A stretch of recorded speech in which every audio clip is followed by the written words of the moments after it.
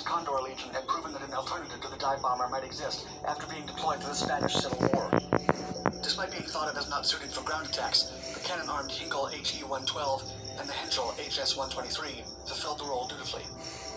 Having proven very effective in this combative role, the Reichsluftministerium decided it needed an aircraft solely devoted to taking out cannons, machine guns, and other ground defenses, rather than only bombing select targets. For this purpose, they sent out a specification in April of 1947 for a heavily armored small aircraft with 2 or more guns of at least 20mm and 7.9 machine guns. They also required low-powered engines and 75mm glazing for the cockpit windows. They anticipated that such an aircraft would be attacked by small arms fire from enemy troops, which required heavy protection for the cockpit, engines, and body.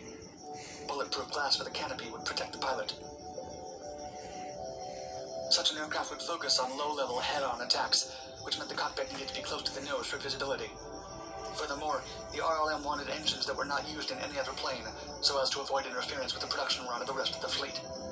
This decision would play a critical factor in limiting the effectiveness of the project.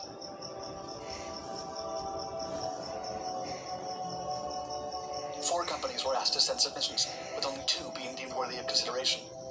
The Focke-Wulf and Henschel proposals battled it out.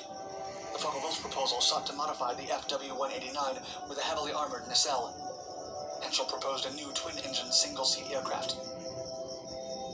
Both designs were examined, and in October of the same year, the RLM awarded preliminary contracts to both companies. Still, Henschel ultimately won the final decision. Their design work began in January of 1938, getting the designation HS-129 for the plane in April. The visual mock-up was ready at the end of July, and by August, all design details were concretized.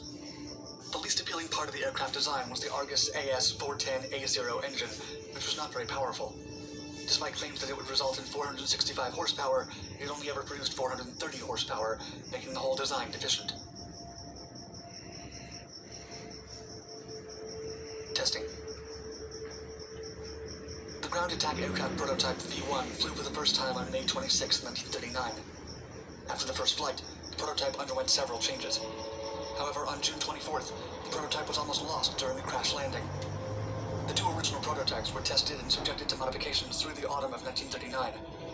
Neither was turning out to impress. They suffered from low power and terrible visibility. Still, the Henschel aircraft was 1/3 as expensive as the design created by Focke-Wulf, so the Reichsluftministerium decided to go with their project. 2 subsequent prototypes were delayed due to shortages of materials and key equipment.